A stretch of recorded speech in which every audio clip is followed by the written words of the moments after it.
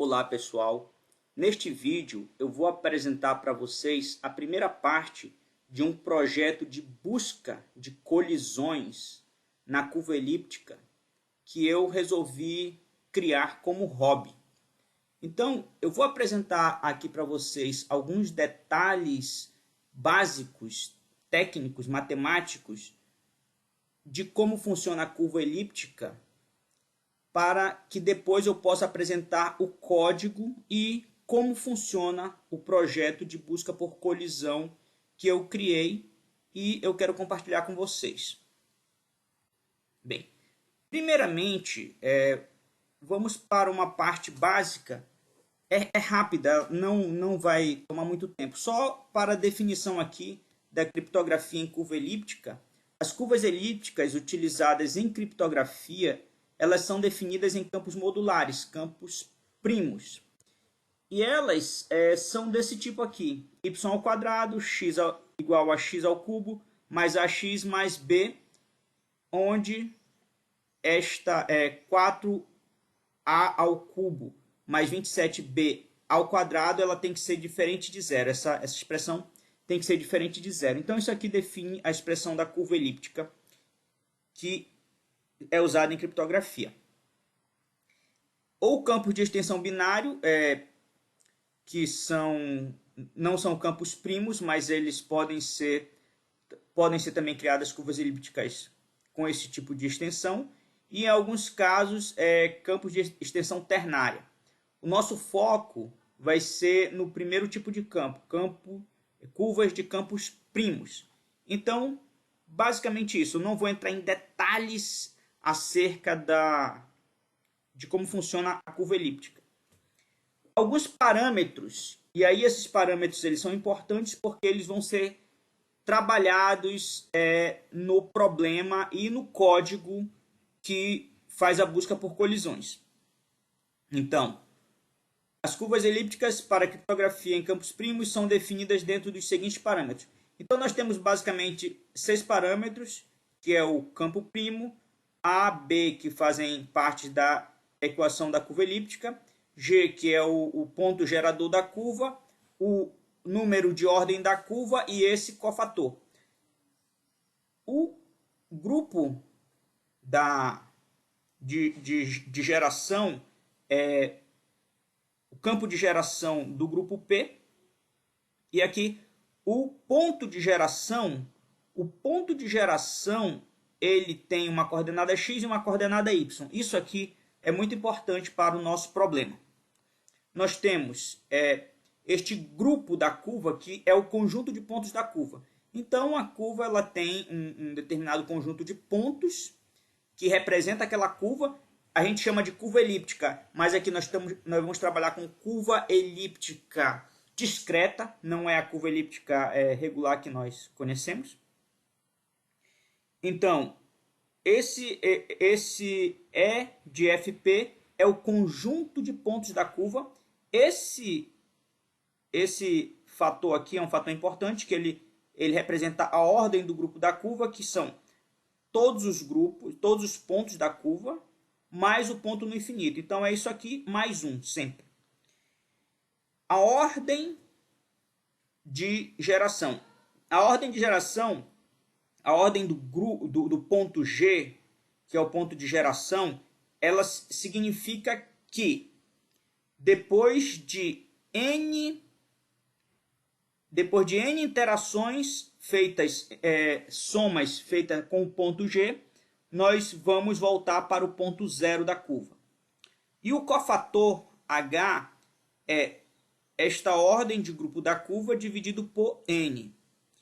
E aqui uma coisa importante, se a ordem do grupo for primo, todos os pontos possuem a mesma ordem de geração, que é igual à ordem do próprio grupo da curva. Então essa informação aqui é uma informação importante.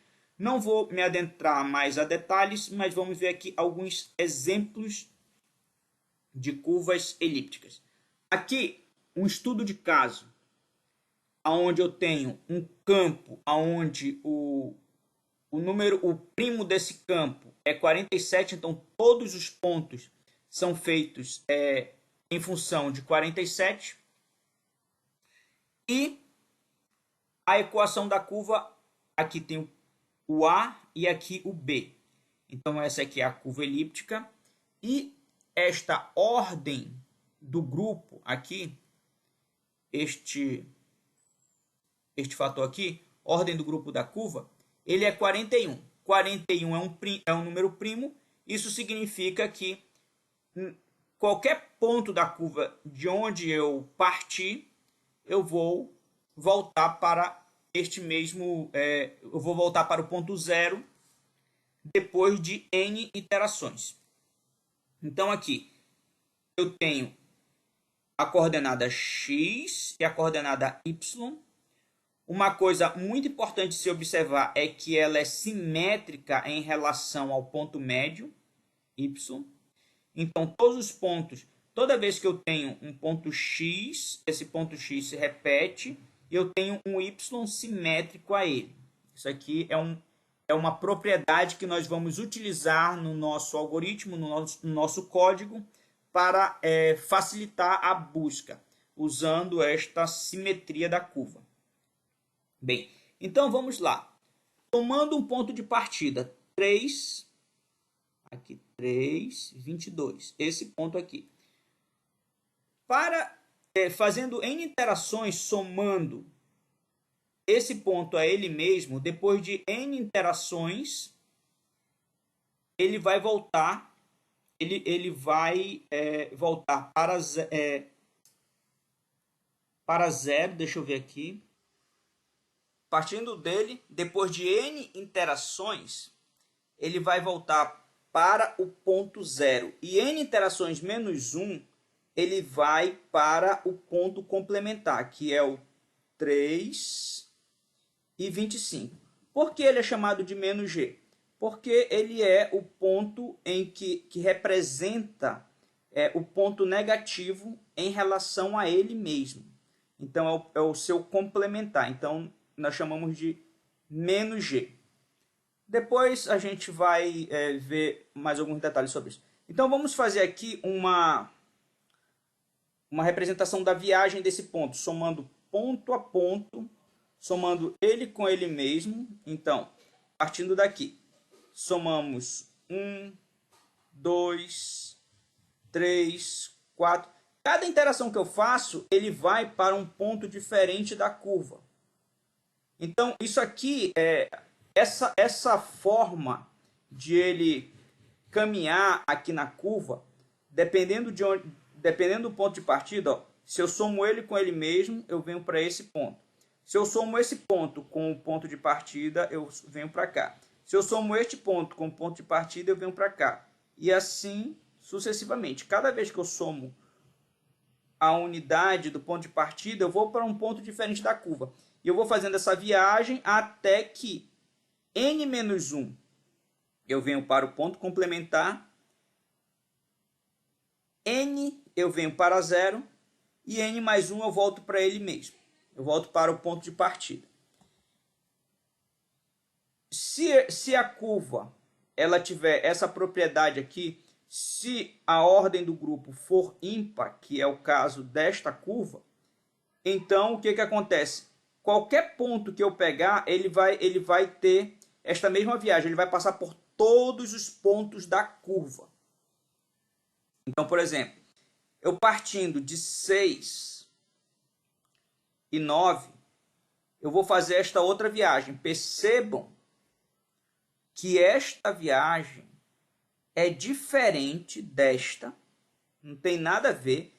Por exemplo, se eu partir daqui e somar com este ponto, eu não vou para esse e nem vou necessariamente para esse. Ah, tá. Se eu partir daqui, eu vou para este ponto. Mas o que acontece? Se eu sair desse ponto, eu não tenho mais relação com a soma desse ponto. Eu tenho que usar a geração desse ponto, então vai ser uma viagem diferente, com uma rota diferente da que foi feita por esse primeiro ponto. Entretanto, ela vai passar por todos os pontos da curva também pelo fato da ordem do grupo ser ímpar. Isso aqui é importante para o nosso algoritmo, porque com a simetria, o que acontece? Nós sabemos que partindo de qualquer ponto da curva, nós vamos passar por todos os outros pontos e mais. Todos os pontos x, eles têm correspondência com os pontos x que eu saí de qualquer um outro ponto. Então, o que acontece? Vou antecipar um pouquinho aqui, mas se eu não souber quantas interações eu tive que fazer com um ponto de partida para encontrar um certo ponto, vamos supor, eu não sei quantas interações eu tive que fazer com o ponto de partida daqui para chegar até aqui. Esse número de interações é uma chave secreta. Só que eu sei o ponto ele é público. Então eu faço N iterações, quantas eu consegui computacionalmente, uma quantidade razoável, e começo a interar com interações feitas a partir desse ponto e vejo se vai ter alguma colisão. Se em vez de vai ter a colisão é o seguinte: se algum ponto, se eu consigo gerar um ponto que seja igual a um ponto gerado com este outro ponto de partida, se o x deles forem iguais, eu consigo descobrir qual foi o número de interações necessárias para chegar até aqui, partindo desse ponto. Agora percebam o seguinte: essa curva elíptica aqui ela é pequena. Curvas elípticas de criptografia, elas são monstruosas. Então, é uma questão de tentativa mesmo. Então, não dá para cobrir todos os pontos. Não existe poder computacional no mundo para atacar uma curva de 256 bits, como é o caso da SecP 256K1, mas o princípio é o mesmo para uma curva de campo pequeno e uma curva com campo gigantesco.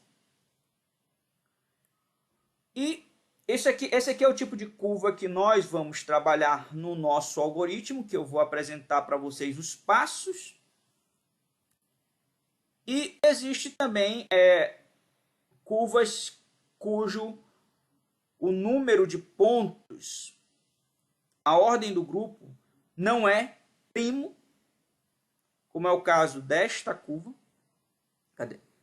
25, o campo é o mesmo, só que em vez de usar 15 no B, a gente usa um B de 25, eu vou ter essa outra curva, e eu vou ter um ponto aqui descolado, que ele não tem o seu complementar, é o 11 e o 0. O x igual a 11 e o y não existe um ponto complementar. Então, o que acontece?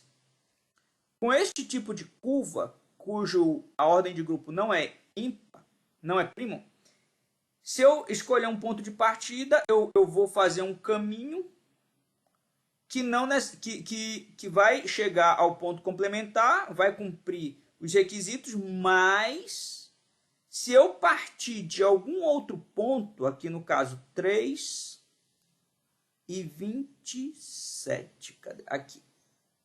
Se eu partir de 3 e 27 desse aqui, eu vou fazer um outro caminho, eu cubro até todos os pontos da curva, mas eu não tenho a garantia nenhuma de que eu vá conseguir fazer um caminho similar a partir de um outro ponto.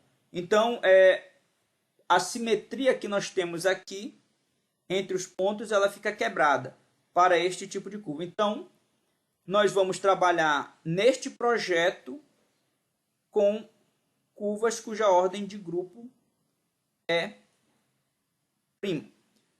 No caso, eu vou... o alvo é a SecP 256K1, mas o algoritmo ele é genérico e você pode usar para qualquer tipo de curva. Então, daqui a pouco, nos próximos vídeos, eu vou apresentar para vocês, vou começar a apresentar para vocês o algoritmo e o funcionamento dele. Fiquem com Deus e até a próxima.